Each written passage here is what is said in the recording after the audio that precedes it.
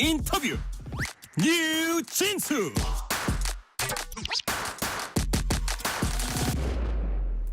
민생 전반에 찬바람이 쌩쌩 불고 있습니다. 매서운 찬바람이 부는 건 부동산 시장도 예외가 아닙니다.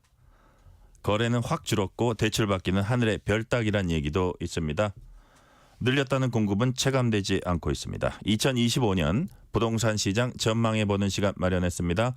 권대중 서강대 부동산학과 교수 나오셨습니다. 권대중 교수님 어서 오세요. 안녕하세요. 네.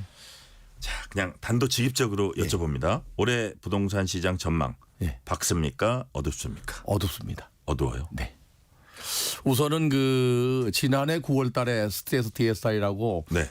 가계부채를 줄이기 위해서 7월달에 할 걸 9월달에 시작했거든요. 네. 그리고 난 다음에 10월달에 제1금융권의 가계부채가 많다는 것 때문에 금융당국에서 네. 주택담보대출을 줄였어요. 그리고 중단했어요.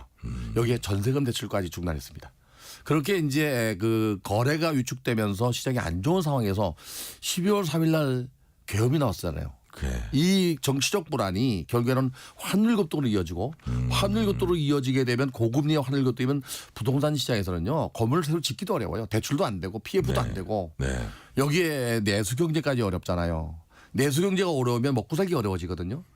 부동산에 관심이 없어져 버립니다. 그러니까 지방 같은 경우는 거의 지금 숨을 죽이고 있는 상황이고. 거기다 또 원자재 값은 어때요? 네, 그 환율 급등 때문에 그런 거예요. 그러니까요. 여기다가 이제 강남 일부 지역, 서초 강남 송파 지역만 고가 주택 위주로 거래가 되고 있어요. 네네. 엊그제 한국부동산원에서 발표한 자료를 보니까요, 서울은 올랐더라고요. 그게 왜 그런가 하면 토지거래 허가구역이 해제된다는 지역이 일부 거래가 됐고, 네. 서초 강남 송파에 고가가 거래되는데 거래 건수가 지난해 7월 때 9,200건 정도가 거래됐어요. 근데 12월 달에 1,600건 정도가 거래됐어요. 네. 거의 뭐 4분의 1 토막 났잖아요. 네네. 근데 1월 달에는 그보다 더 적은데 거래 건수는 적은데 거래된 금액은 높게 형성된 걸 평균 내다 보니까 플러스로 돌았을 거예요. 사실은 아닌데. 그러니까 강남권에서 좀 거래가 됐군요. 예. 그래서 부동산 시장은 뭐 전국이 안정되기 전까지는 상당히 불안한 상태에서 어려운 형국이 될 거고요. 네. 만약에 전국이 안정되더라도 하반기에 이렇게 환율이 급등된 게 갑작스럽게 안정화 되지는 않을 거고 또 하나 금리가 내려간다라도 갑작스럽게 내려가지는 않을 거예요. 네. 지금 이번에 금통에서 내린다는 소문이 있지만 미국이 지금 빨리 안 내리고 있잖아요. 그러니까요. 그러면은 환율이 안 내려가면 고금리로 있단 말이죠. 하반기에도 어려울 것 같아요. 그래서 작년에는 제가 상저하고로 예측을 했는데 네. 상저 보합으로 갈 것 같아요. 아, 그래요. 그리고 내년 상반기쯤 돼야 살아나지 않겠나. 상저하고는 아니고 상저 보합일 가능성이 많다 네. 말씀해 주셨고 정부는 지난해 하반기부터 주택담보 비롯한 대출 고비 바짝 조였습니다. 네. 빚을 끼고 이제 집 사는 사람들에게 어느 정도 영향이 있을까요? 우선은 주택담보대출은 줄었죠. 거래 건수가 줄어드니까요. 네네. 근데 이제 일부 늘은 걸로 나온 거는 왜 그러면 특별 대출이 있어요. 예를 들어서 뭐 보금자리론이라든지 또는 신생아 대출이라든지 이거는 정책 대출은 여전히 나가고 있거든요. 예. 여기에다가 이제 가계 부채를 줄이기 위해서 연말에 보너스를 타거나 한 사람들이 이것도 상환해서 줄어든 것도 있어요. 예. 그래서 자료를 보면은 2월 2일 날 금융권에서 발표한 5대 은행의 가계 잔액이 732조 한 3,600억 정도 됩니다. 600조 정도. 600조 정도 되는데 지난해 연말에 734조니까 조금 줄었죠. 예. 조금 줄었습니다. 그리고 지난해 3월 달 기준으로는 10개월 만에 줄었습니다. 그래서 가계부채는 좀 줄어드는 형국인데 네. 전체 금액이 너무 크다 보니까 1, 2조 줄어서는 큰 영향이 없는 것 같아요. 그렇군요. 네, 그래서 가계부채는 여전히 상당히 오글죄는 그런 시장이 되지 않겠나 그렇게 생각합니다. 자, 한마디로 매물은 쌓여가고 사려는 사람 별로 없는 그런 이제 상황이라고 볼 수 있는데 네. 그런데 교수님 아파트 값은 또 떨어지지 않고 있습니다. 네. 수요 공급 이외에 여기 작용한 다른 요소 어떤 거라고 볼 수 있습니까? 우선은 공급이 좀 부족한 것도 있고요. 네네. 또 거래가 이렇게 10억짜리가 20억이 되면은 네. 10억 생각을 안 해요. 20억 생각을 해요. 그러니까 올라갈 때는 가파르게 올라가는데 내려갈 때는 20억을 쳐다보니까 19억에 안 팔려고 그러니까 쉽게 안 내려와요. 그래요? 이게 시간이 지나면 많이 내려올 텐데 이제 하락하는 시간이 이제 한 6, 7개월 됐거든요. 네. 그러니까 이게 시간이 더 지나면 더 하락할 수 있는데 만약에 이제 경기가 반전된다면 더 이상 안 떨어질 수 있습니다. 그러나 이렇게 어려운 형국이 오래 간다면 더 떨어질 가능성은 있습니다. 그래서 대부분 청취자분들도 그런 생각을 하겠지만은 네. 만약에 내 주택을 5억에 샀는데 7억이 되면 5억 생각 안 하고 7억이라는 생각만 하기 때문에 6억에도 안 파는 거예요. 6억 5천도 되게 손해 안 보는 것 팔죠. 같은 거죠. 당연하죠. 그래서 네, 1, 네. 2천도 안 빠지려고 하니까 떨어지는 건 천천히 떨어져요. 그래서 이 보합세 대지는 그 약보합세로 좀 돌아선 거거든요. 저 아는 분 어떤 분은 보면 자기가 전세를 이렇게 놓으면서 네. 그 전에 뭐 예를 들어서 전세를 뭐 한 5억에 받았다. 그러면 그 다음에 그 지금 조금 내려 이게 이제 매물이 많아가지고 물건이 많아가지고 좀 내려야 되는데 네. 그 전세도 안 내리고 안 그냥 내립니다. 비워놓는 사람도 네. 있더라고요. 최근에 그 전세 금액이 줄어들면서 월세가 많이 늘어나는 이유가 있어요. 두 가지 그러니까요. 형태가 있는데요. 예. 비아파트 부분에 그 전세 사기 사건이 많다 보니까 전세를 잘 안 들어갈라래요. 그러니까 월세나 반전세가 늘었는데 아파트도 늘고 있어요. 그 이유는 뭐냐면 전세금 대출을 중단하다 보니까 예. 올라가는 금액만큼 월세를 지불하는 겁니다. 이게 보증부 월세가 늘어나고 있어요. 예. 제가 오늘 뭐 방송국에서 똑같은 얘기를 했는데 아파트의 월세가 늘어나는 거는 자연적인 현상은 아니고요. 정책 규제 때문에 그렇다. 그리고 이 전세도 시장 논리에 가야 되는데 네. 실제 아파트 가격이 떨어지면 임대료도 떨어져야 되는데 쉽게 안 내리는 겁니다. 이게. 네. 자, 한국은행 기준금리 인하 기조 이제 이어오다 최근에 동결도 했고요. 네. 자, 은행권은 이제 영업 실적에 반영된 담보 대출 늘리고 싶어하는 심리는 있을 것 같아요. 그럼요. 자, 그렇다면 부동산 경기가 과열되지 않는 선에서 이제 쉬운 얘기는 아닙니다. 네. 어려운 얘기지만 부동산 경기가 과열되지 않는 선에서 현명한 대출 풀기 방안 이런 건 좀 없을까요? 제가 그 이제 기사를 쓰면서 쓴 내용 중에 하나가 예. 지금 대출을 제1금융권은 모두 막아놨잖아요. 네. 주택담보대출도 막고 전세금 대출도 막고 네. 이건 잘못됐다고 봐요. 지금 가격이 하락할 때 무주택자가 집을 살 수 있는 기회거든요. 네. 그러면 무주택자나 생애 최초 주택 구입자에게는 대출을 열어줘야 돼요. 단 금리가 높은 대로 그냥 받으면 돼요. 예. 그리고 가격이 올라간 상태에서 그러니까 경기가 어려워서 이제 살리기 위해서 풀어놓을 때 가격이 올라가거든요. 네. 그때 풀면 이미 늦어요. 그러면 올라가는 금액을 사야 되잖아요. 거꾸로 가격이 내려갈 때 무주택자가 집을 살 수 있게 일부는 열어주고 무주택자에게 좀 혜택 주는 건 지금이 적기다. 지금부터가 적기라고 봐요. 그리고 다주택자는 지금은 막아야 돼요. 네. 그리고 그 집을 늘리는 것도 지금 막아야 되고 무주택자가 집을 살 수 있는 기회는 가격이 하락한 시장인데 네. 모두 다 막아버렸잖아요. 그리고 또 하나 청약 시장도 지금 3순위 같은 경우는 아무나 하잖아요. 예. 이거 무주택자한테만 열어줘야 돼요. 이런 시기에 해야 되거든요. 그러니까 무주택자에게 혜택은 경기가 어려울 때 열어줘라. 네, 그렇게 생각합니다. 무주택자에게는 그 문을 열어줘라 이런 말씀이시고요. 자, 국토부는 올해 공공주택을 25만 가구 이상 공급하겠다는 계획을 내놨습니다. 자, 정부의 부동산 공급 정책 방향 어떤 내용입니까? 제가 국토부에 공급 혁신위를 하고 있습니다. 예. 근데 270만 원을 공급한다고 할 때 270만 원 플러스 알파죠. 예. 사실 270만 원을 이번 그 대통령 임기간에 다 입주시키거나 공급한다는 게 아니고 적어도 입주도 하지만 기반을 만드는 게 목표였어요. 네. 근데 기반도 지금 현재 다 못하고 있잖아요. 3기 신도시가 지난 정부부터 시작했는데 아직도 일반 분양을 못하고 있고 예. 입주도 한 대가 없습니다. 그래서 아마 올해 이제 그 3기 신도시가 전방에 한 8천 가구 정도를 포함해서 2만 8천 가구를 청약을 한다고 합니다. 예. 그 사전 청약이죠. 이렇게 해서 이제 공급을 하게 되는데 만약에 청약을 해서 당첨이 되면 매매 시장에서 물러나거든요. 네. 수요가 감소할 수 있어요. 예, 예. 이거 말고도 이제 신축 매입 임대주택은 작년도 88 대책에서 서울은 무제한 그 매입하겠다 그랬어요. 11만 가구 이상을 매입하는데 이것도 지금 이제 시작을 이제 하려고 해요. 아직 시작하지 않았어요. 그래서 이제 사전에 신축 매입 같은 경우는 초기에 인허가 낼 때부터 약정을 하는 거거든요. 네. 왜 그런가 하면 지은 거를 살 수는 없어요. 지은 걸 샀다가 만약에 건물에 하자가 생기면 매입한 LH나 SH가 책임져야 되니까 처음부터 이제 계약해서 지어야 되니까 이거 역시 시간이 걸려요. 그래요. 지어야 되니까. 이거 말고도 뭐 지방의 경기도의 의왕이나 군포 쪽에 약 한 16만 6천 가구 정도 네. 새로운 택지 개발을 만들고 또 구리 토평도 마찬가지로 7만 1천 가구 정도 공급을 하고요. 이번에 왜 지난 연말에 그 서리풀 지구를 비롯한 네 군데 개발 제한 구역을 해제해서 네. 공급하겠다고 했죠. 이거 말고도 한 군데 더 하겠답니다.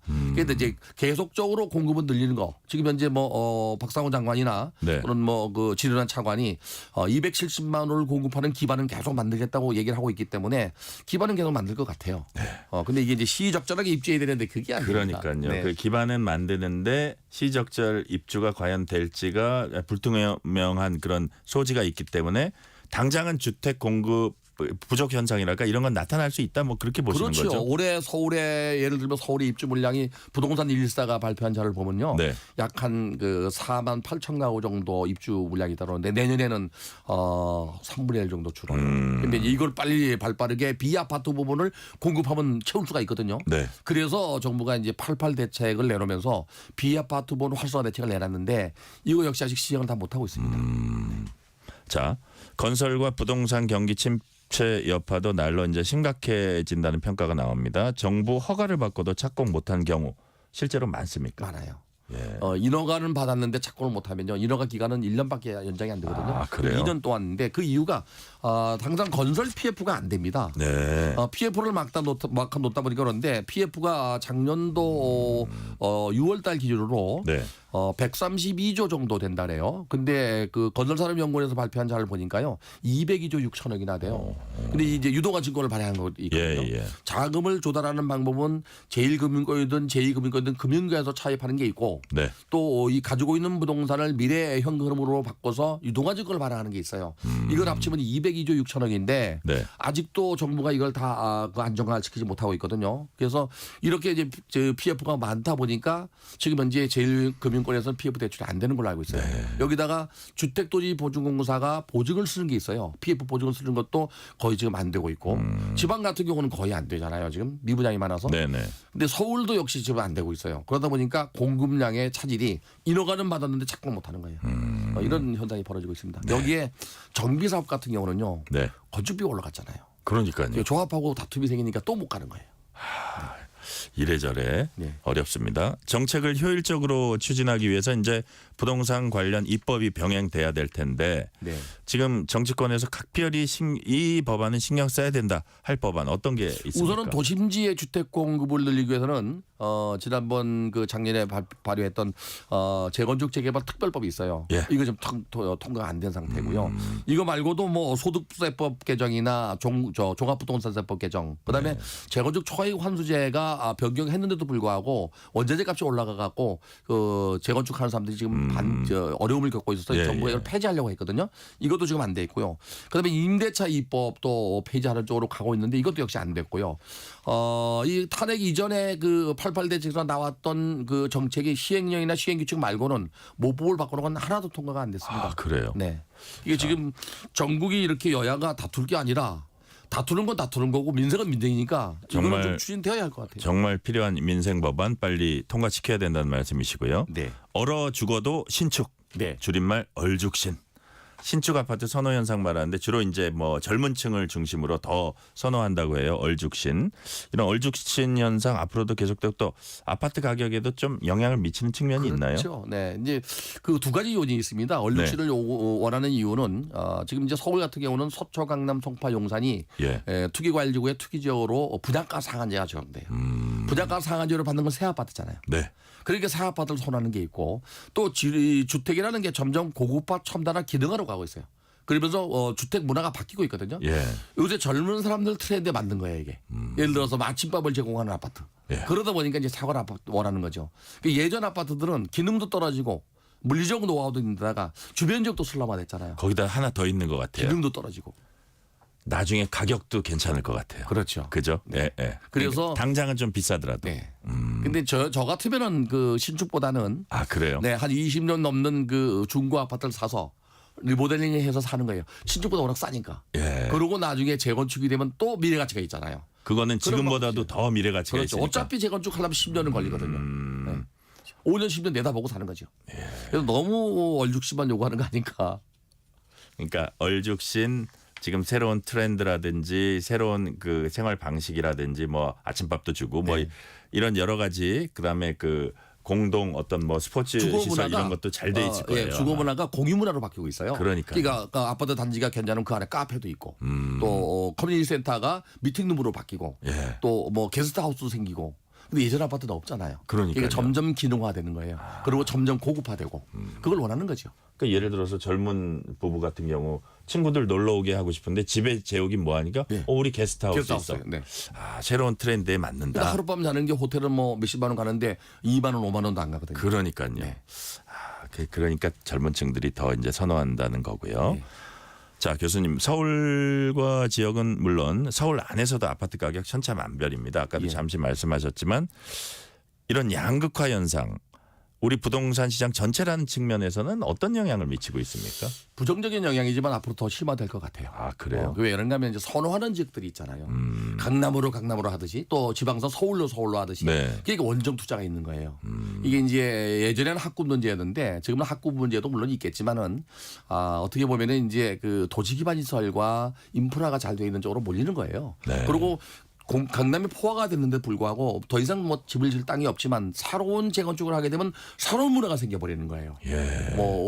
예를 들면 서울 원벨리 같이 이렇게 걸어서 한강까지 갈 수 있잖아요. 예. 지금 압구정동이나 또는 뭐 한남동이나 또는 성수동 같은 경우는요 걸어서 한강까지라는 프로젝트로 그 재건축을 하면서 올림픽대로를 뚜껑을 덮어서 예. 그 공원을 만들고 걸어갈 수 있는 거를 올림픽대로 위로 이제 걸어가는 네, 네, 거예요? 네. 이런 문화는 어디 가도 못 보잖아요.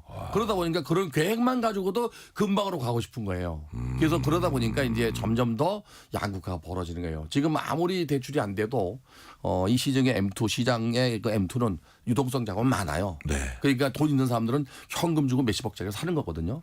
이럴수록에 그 정말 대출이 안 되는 서민들은 집을 더 못 사요. 그러니까 양극화가 점점 더 벌어지는 거예요. 그러니까요. 서울 내에서도 양극화고 수도권과 지방도 양극화가 되는 거죠. 실제로 뭐 오세훈 서울시장이 그때 얘기하는 거 보니까 강변을 따라서 약간 새로운 스카이라인이 형성되는 그런 것들도 예전에는 이제 예. 한강변으로부터 2km에는 스카이라인으로 높이자를 했는데 예. 지금 풀어졌어요 이게. 그러니까요. 60도 짓거든요. 그러다 보니까 사실은 공기의 흐름이나 조망권을 해줄 수 있는데 네. 뭐 도시계획 심의하는 사람들이 그걸 다 알아서 하겠지만 거기에 또 뒤따라서 걸어서 한강까지라는 프로젝트 때문에 한강으로 가는 그 뚜껑을 덮기 시작하거든요. 올림픽대로를. 예. 여기는 여러 가지 문제가 있어요. 수질 오염도 있고 환경 오염도 있고 또 터널을 만들게 되면 또 공기 흐름도 막고 예. 그러나 어쨌든 새로운 문화로 바뀌고 있는 건 사실이에요. 예. 자, 아까 우리가 뭐이 공사가 잘 진행 안 된다는 얘기도 이제 좀 했는데 알짜 재건축 단지로 관심 끌었던 서울 신반포 4차 아파트 네. 최근 입찰해서 시공사 선정하지 못했습니다. 이른바 대한민국에서 제일 잘 나가는 아파트 재건축, 잘 나가는 지역의 아파트 재건축도 최근 불거진 건축과 부동산 경기 여파에서 자유롭지는 못하다 이렇게 이제 보여주는 하나의 사례인 것 같긴 한데요. 실제로 아파트 재건축 과정에서 지금 벌어지고 있는 난맥상이랄까요? 그럼 어떻게 보십니까? 가장 큰 문제는 이제 금리가 높다 보니까 이주비 대출의 이자가 높아요. 아, 그래요. 네. 두 번째는 이제 그 환율이 높다 보니까 원자재 값이 상승해서 조합이 요구하는 대로 시공사가 맞출 수가 없어요. 네, 그게 갈등이 가장 커요. 그렇죠. 처음에 계약을 한 금액으로 공사할 수 있으면 되는데 네, 원자재 값이 올라가니까 덩달아 올라가서 시공사가 건축비를 또 올리게 되거든요. 네, 그래서 국토부가 이제 그 공사비 검증위원회를 만들거나 또는 뭐 원가 검증 때문에 한국부동산원에서 검증을 해서 네. 협상을 하는데 이게 법적 구속력이 없습니다. 그러다 보니까 계속 갈등이 생겨서 사인 간의 어떤 네. 계약이라 이거죠. 계약서 상의 물가 변동이나 또는 지가 변동처럼 이렇게 변동률 건축비 변동률을 적용해서 네. 재계약할 수 있게 하면 되는데 조합은 딱 고정되게 건축비를 요구하잖아요. 그러다 보니까 시공사가 부담을 갖고 안 들어가는 거예요. 그러니까요. 네. 그리고 뭐 한남 4구역 같이 이렇게 이제 그 삼성이 그 수주했을 때는 네. 조건들을 보면은 정상 조건을 들어갔잖아요. 네. 높게. 근데 현대는 낮게 들어가서 떨어진 거거든요. 예. 이제 주민들도 알아요. 그래서 이 신반포 4차 같은 경우도 상당히 좋은 지역인데도 불구하고 조합이 원하는 시공비에 시공사가 못 맞추는 거예요. 아, 그렇군요. 근데 그 시공비에는 이주비 대출까지 있잖아요. 그렇죠. 예. 그것 때문에 그래요. 또 그 이자가 만만치 않군요. 자, 미분양 아파트도 이제 변수가 될 수 있습니다. 준공까지 마친 후에도 빈집인 아파트가 전국에 뭐 2만 채가 넘는다 이런 통계도 있거든요. 네. 그만큼 돈이 돌지 않기 때문인데 이것도 이제 부동산 경기의 악재라고도 할 수 있고 이런 여기에 대한 해결 방안 뭐 뾰족한 게 있을까요? 이게 미분양이 이제 2만 가구가 넘었어요. 7만 가구가 넘었어요. 그중에 예, 예. 악성 미분양이 지금 이제 2만 1,480가구나 되는데요. 네. 지방에 주로 있고 대구에 많아요. 근데 이거를 해결할 수 있는 방법은 제 생각에는 네. 예전에 2009년도에 미분양 아파트가 1월 달에 네. 16만 6천 가구였어요. 아, 그래요. 예. 지금의 2배가 넘죠. 그때 정부가 212 대책을 내놨어요. 2월 12일 날 대책을 내놓은 게 미분양 주택을 그해 연말까지 구입하는 경우에 취득세 50% 감면과 양도세 5년간 면제 혜택을 줬어요. 예. 그래서 많이 없어졌어요. 그리고 MB 정부가 들어와서 2012년도 9월 10일 날 910 대책을 내놓을 때 똑같은 대책을 또 내놨어요. 네. 그때는 미분양 주택이 한 9만 가구 됐어요. 근데 이 미분양 주택이 7만 가구만이 아니에요. 이거는 30가구 이상 되는 주택의 합계입니다. 아, 30가구 그래요? 이하 되는 주택은 안 잡혀 있어요. 이게 비아파트 부분은 거의 빠졌다고 봐야 돼요.